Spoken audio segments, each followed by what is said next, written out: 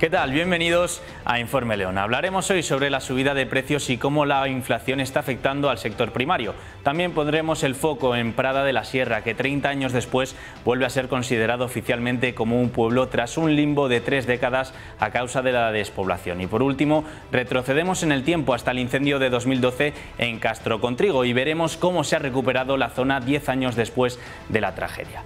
Estos son los 3 temas que les proponemos hoy. Aquí comienza Informe León.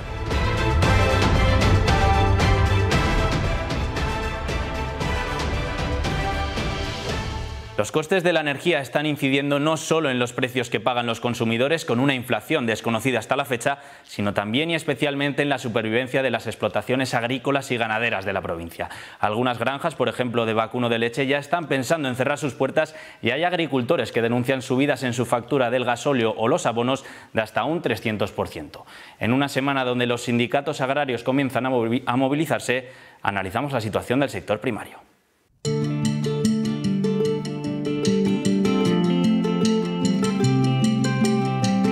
La situación que vive el campo es tan crítica que las organizaciones agrarias hablan ya de posibles desabastecimientos ante la imposibilidad de seguir perdiendo dinero. Y es que la ley de la cadena alimentaria, que prohíbe vender a pérdidas, no se está cumpliendo según los profesionales del campo. Aunque yo sé que el consumidor le ha subido mucho, pero la industria le echa la culpa a la distribución se lava las manos. Yo creo que el margen queda para ellos, igual para la distribución que para la industria.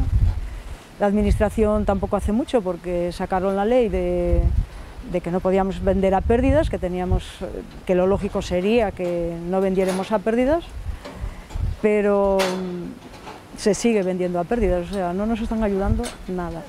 Los costes en las explotaciones tanto agrícolas como ganaderas no dejan de subir. El gasóleo, la luz, los abonos, las semillas e incluso los recambios para la maquinaria incrementan su precio hasta en un 300%. Algunas explotaciones se plantean incluso su viabilidad. No nos queda margen para poder seguir. Siempre tienes que estar poniendo todos los meses dinero para poder darles de comer, porque no nos llega con lo que nos dan de leche. Tenemos un contrato hasta el 2024 a un precio que teníamos estipulado, pero claro, este año con la cosecha que tenemos se entiende que no va a ser muy buena y la subida que hemos tenido en todo, lo vamos a pasar muy mal. Lo vamos a pasar muy mal porque la verdad es que íbamos muy justos ya con el contrato que teníamos y este año en una explotación media que pueden ser 5 o 6 hectáreas se nos ha incrementado el coste un 100%. Las semillas han incrementado un 30%. Los productos fitosanitarios, herbicidas y demás, otro 30-40%. El abono, tanto los nitrogenados como amoníaco, bueno, cualquier tipo de abono, eso este año está desorbitado. Estamos hablando de un 300% incluso más caro que el año pasado. El gasóleo, el año pasado si se compraba 70 céntimos, este año está a 1,70. O sea que los costes de producción se han multiplicado a lo bestia. Esta situación afecta también a las comunidades de regantes. A la escasez de agua en algunas zonas se une también en esta campaña el incremento del precio de la energía. La luz ha aumentado de los 47 euros megavatio hora hasta los 350, un incremento que se ha contenido porque parte de la energía se había adquirido hace años en compras a futuro, una opción que ahora ya ni siquiera es aceptada por las eléctricas. Para comprar a futuro funciona un poco como el mercado continuo de la bolsa, es decir, que tiene que haber compañías que tengan previsión o tengan posibilidad de cederte o venderte. Ahora ni eso. Una persona que quiera comprar a futuro es muy difícil que te casen la compra a futuro. Para el año que viene, si todo sigue así, se nos van a multiplicar el coste de la electricidad por 8, si todo va a la misma tendencia. O sea, empezamos a estar en valores prácticamente inviables. Reconocen que el precio de los cereales aumentó en la última campaña hasta un 180%, pero no compensa.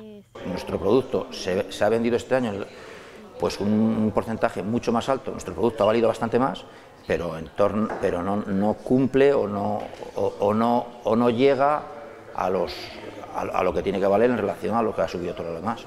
En León, la mayoría de producción de cereales se destina a consumo animal y en estos momentos los ganaderos tienen una situación muy complicada. Se teme incluso que se pueda llegar a romper la cadena. La granja de Tita y su familia es un ejemplo de las dificultades que atraviesa el sector. Tienen cerca de 300 vacas de leche y el precio que les paga la industria por litro ha subido hasta los 49 céntimos. Pero de nuevo, no es suficiente. Tendría que valer la leche para, yo creo que por lo menos a 52 céntimos tendría que valer. Si las cosas están como ahora, porque si sigue subiendo el pienso, pues claro, seguimos quedando mal. Pero no pedimos mucho, pedimos muy poco, simplemente intentar pagar los préstamos que ya tenemos y vivir. Tras años de duro trabajo, Tita y sus hermanos se plantean incluso cerrar la granja. Y es que los préstamos se acumulan y han llegado a un extremo en el que temen incluso a que se produzca alguna avería. No saben cómo le podrían hacer frente. Estar pensando en tener que cerrar porque no somos capaces a sujetar el gasto. Y claro, arruinarnos trabajando también es triste. Ahora mismo ya no podemos hacer ni inversiones. Casi tienes miedo que se te estropeen las cosas porque no te queda para poder arreglarlas. Agricultores y ganaderos reconocen que esta profesión siempre se ha basado en el riesgo, pero ante tanta incertidumbre ya no son capaces de hacer ningún tipo de previsión. Esto de la agricultura parece muy bonito desde los despachos, pero después realmente tú empiezas a meter dinero en el campo en febrero, enero, mayo, cuando sea, y no sabes ni cuándo lo vas a recuperar, ni cuánto vas a recuperar, ni lo que realmente te va a quedar, porque es que se depende de muchos factores. Uno de los primeros pues es la climatología, y este año precisamente no está acompañando, porque estamos viviendo olas de calor una tras otra. El agua en esta zona tenemos suerte, entre comillas, porque bueno, la dotación que nos han dado está respetando, pero hay otras que ya les van a cortar el agua y esa cosecha va a ser realmente una catástrofe. Igual que ha pasado con el secano, que se está rematando la cosecha y las pérdidas han sido grandísimas. Esta volatilidad no es buena para el campo, ni para el agricultor. El agricultor tiene que hacer previsiones de futuro, tiene que apostar a largo plazo. Todo lo que se hace en el campo siempre es a largo plazo, a medio o largo plazo. Un agricultor que apuesta por comprar una finca, esa finca no se paga ese año, se va pagando muchos años, generalmente queda con la herencia de ese agricultor al hijo y siempre se va mirando en lo que se tiene en casa y es mucho de herencia, herencia, herencia a futuro, a futuro, a futuro. Un año tan cambiante pues es un problema, aparte de ser un riesgo y una amenaza continua para el agricultor. Según las organizaciones agrarias, las perspectivas para la siguiente campaña no son buenas. Con una inflación disparada, la economía en retroceso, la grave crisis energética que amenaza incluso con racionamiento, un endurecimiento de las condiciones financieras y nuevos incrementos de los factores de producción, los agricultores y ganaderos ya están planteando un otoño caliente en las calles. El Juzgado Contencioso Administrativo ha dictado una sentencia que obliga a dar de alta en el Instituto Nacional de Estadística a la localidad de Prada de la Sierra. En los años 90 el pueblo fue dado de baja ya que quedó despoblado, aunque algunos de los emigrados seguían volviendo en verano. Tras varios años en un limbo legal, los nuevos habitantes nos cuentan cómo han recuperado la localidad y lo que ha supuesto esta sentencia.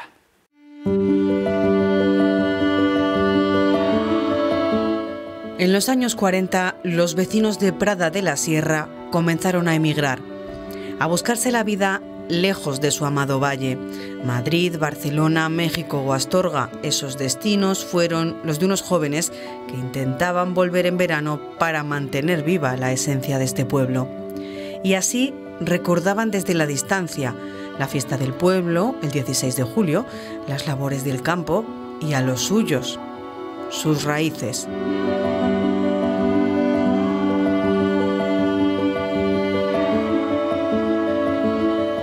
En 1992, el Ayuntamiento de Santa Colomba de Somoza decidió suprimir la localidad del padrón oficial del Instituto Nacional de Estadística debido a la despoblación.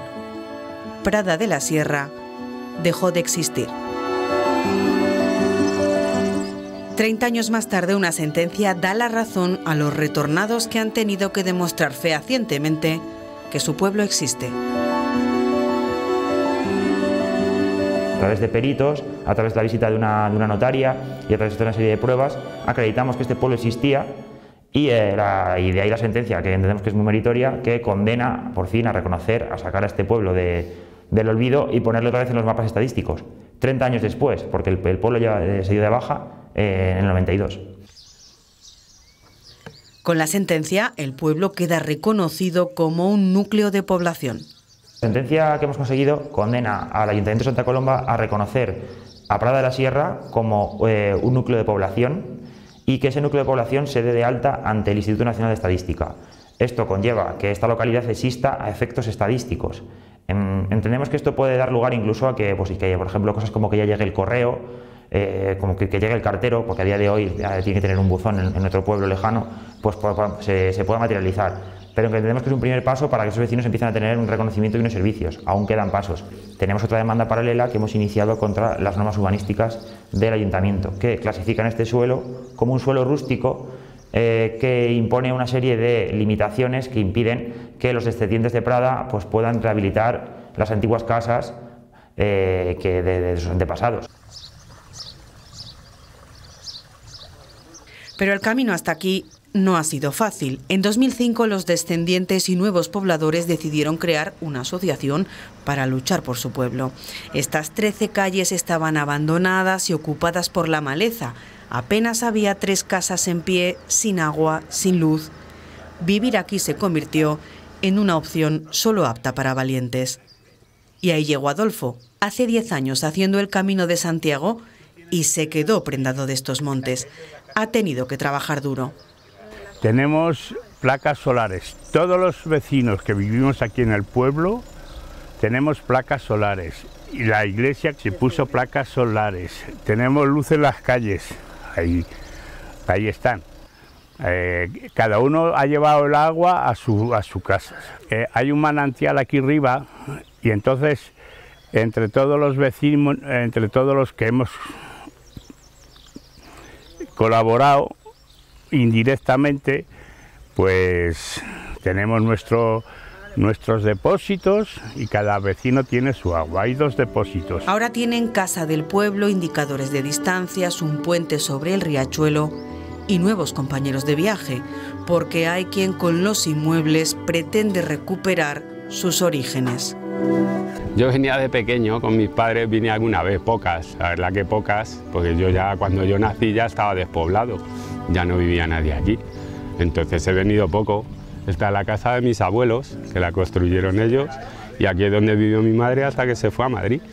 Aquí lo que tenían por lo visto lo peor eran los inviernos, claro, sin luz, sin agua, sin nada, y esto que la nieve llegaba a la mitad de la casa, pues o salían haciendo túneles de casa a casa o salían por arriba. A ver si la ponemos un poco al día.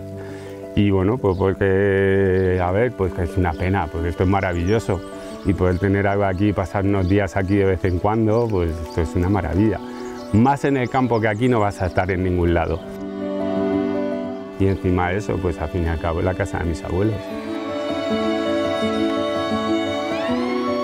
30 años más tarde, Prada de la Sierra incluso va a recuperar las fiestas del pueblo el 16 de julio.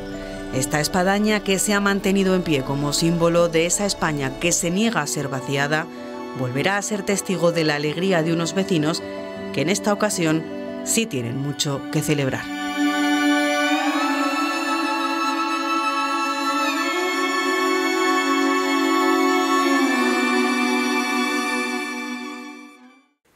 El mismo drama de ver sus montes calcinados que los vecinos de Boca de Huérgano han sufrido estos días lo vivieron hace 10 años en la Sierra del Teleno. Es sin duda uno de los incendios más graves en la historia de la provincia. El fuego devoró 12.000 hectáreas. La Junta ha invertido en este tiempo más de 13 millones de euros en la reforestación. Pero hay actividades que sin embargo no han podido recuperarse y que tardarán como poco otros 40 años, como es el caso de la micología.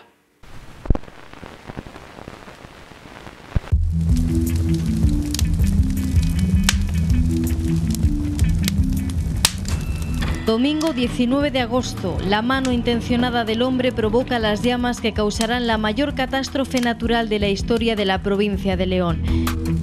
Pues de los años que tiene esto, el Pinar que ha vivido toda la vida la gente del pueblo del Pinar y ahora destruido en un día. Y ahora ves que en cuestión de unas horas pues se quema todo, se va todo. No hay quien se meta al frente, no hay quien se meta, vamos. El viento se convierte en el mejor aliado del fuego que comienza en Castro-Contrigo en varios focos. Las primeras brigadas antiincendios llegan a la zona e intentan sofocar el fuego que arrasa el monte. Hacía un ruido exagerado, enorme, parecía que nos iba a llevar a todos. Llegan los medios aéreos, pero la noche les impide trabajar y las llamas se hacen fuerte. El incendio es de nivel 2.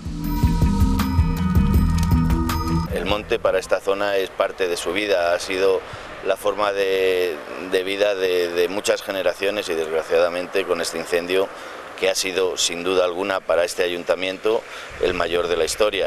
Las llamas avanzan hacia Torneros de la Valdería y Torneros de Jamuz. Con el fuego cerca muy mal.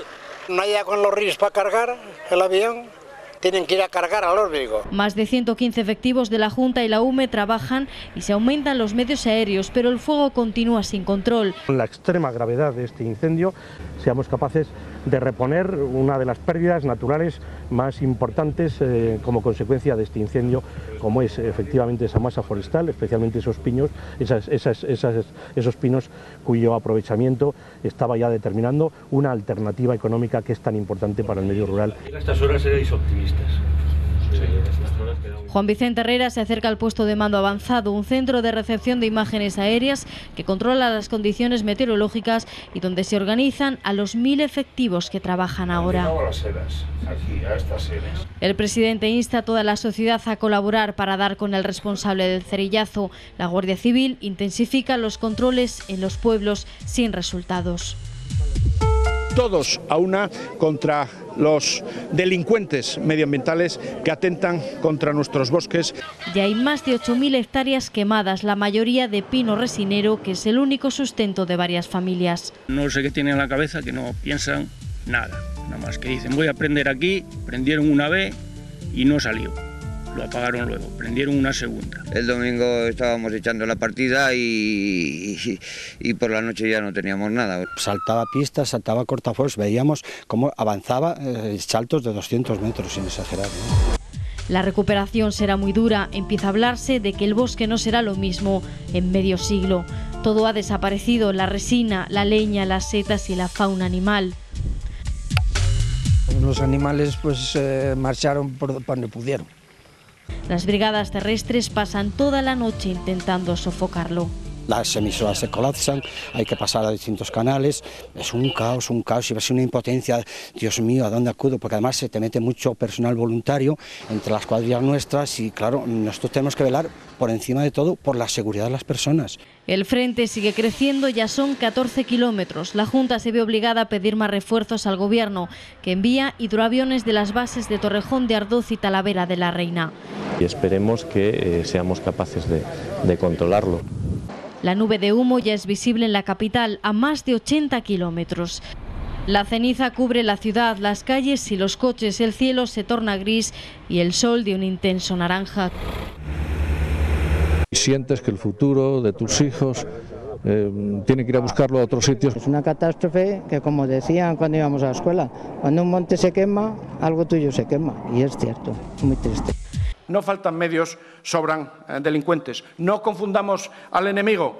El enemigo del bosque no es el operativo que lucha para defender el bosque. El enemigo del bosque es precisamente el delincuente.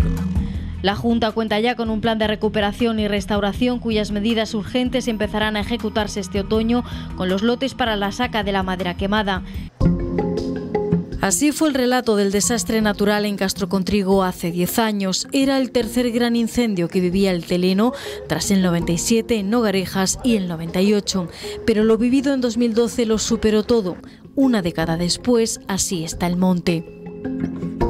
Seguimos teniendo una masa de miles de hectáreas sin ningún tipo de protección, sucias, y sin nada que pueda, ante una catástrofe como las que hemos sucedido, como lo que ha sucedido estos días en la Sierra de la Culebra, poder proteger estas masas de pinares, tanto jóvenes, repoblados y viejos que nos quedan.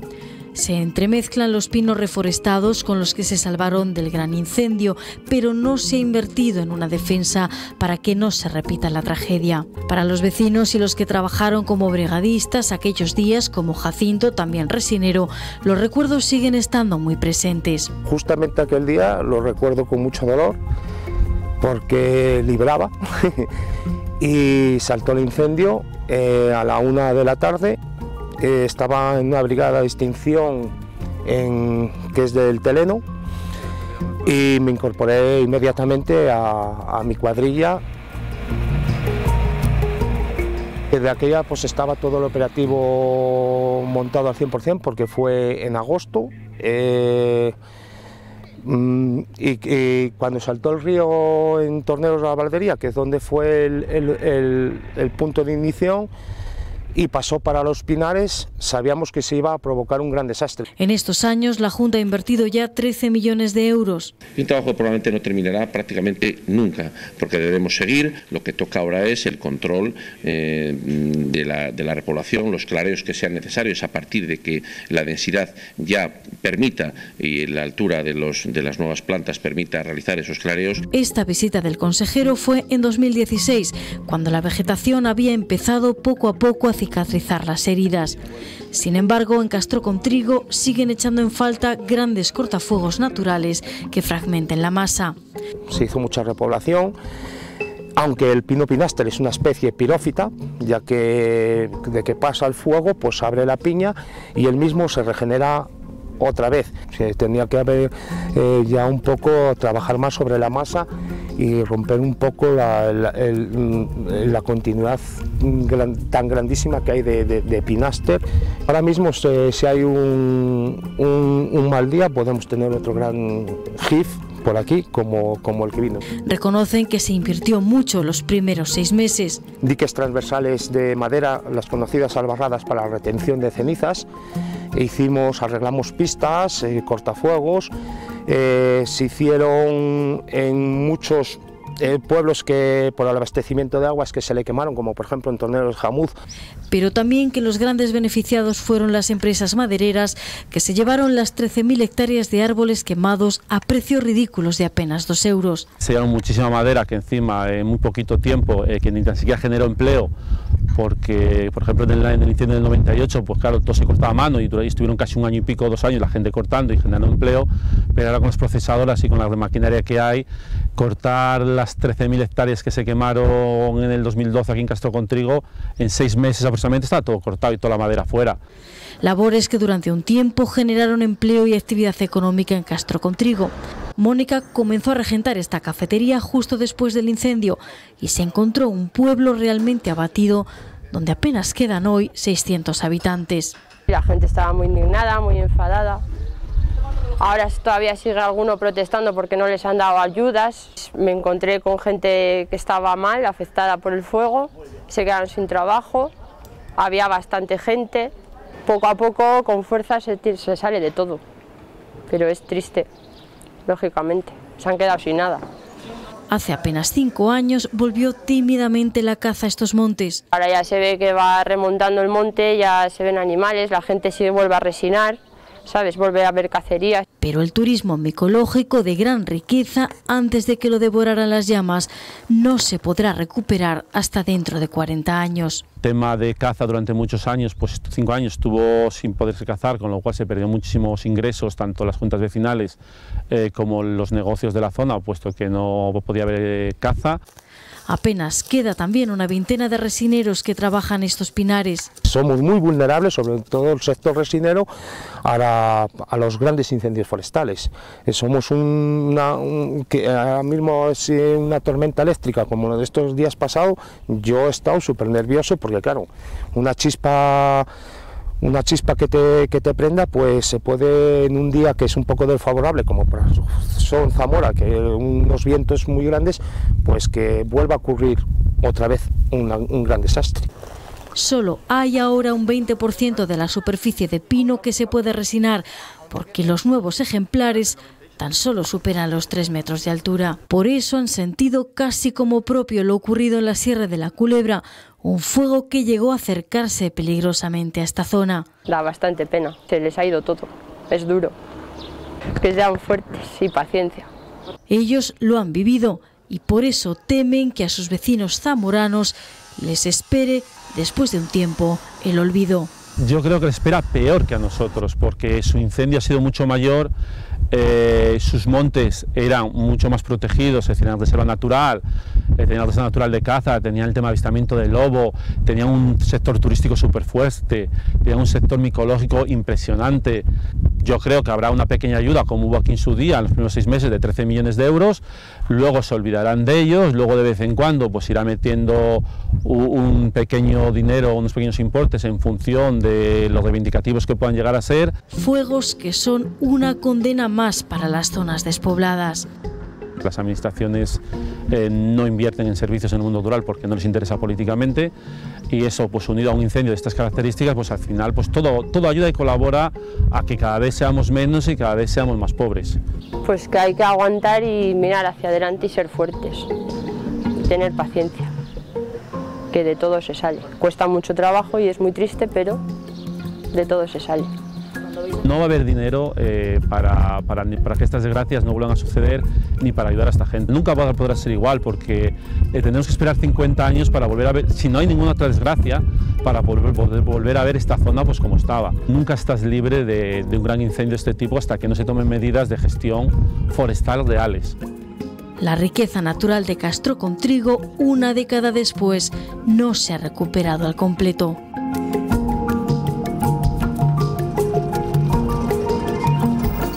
Con este reportaje nos vamos, pero ya saben, este programa Informe León volverá dentro de 7 días con nuevos temas. Hasta entonces, sean felices, les esperamos. Adiós.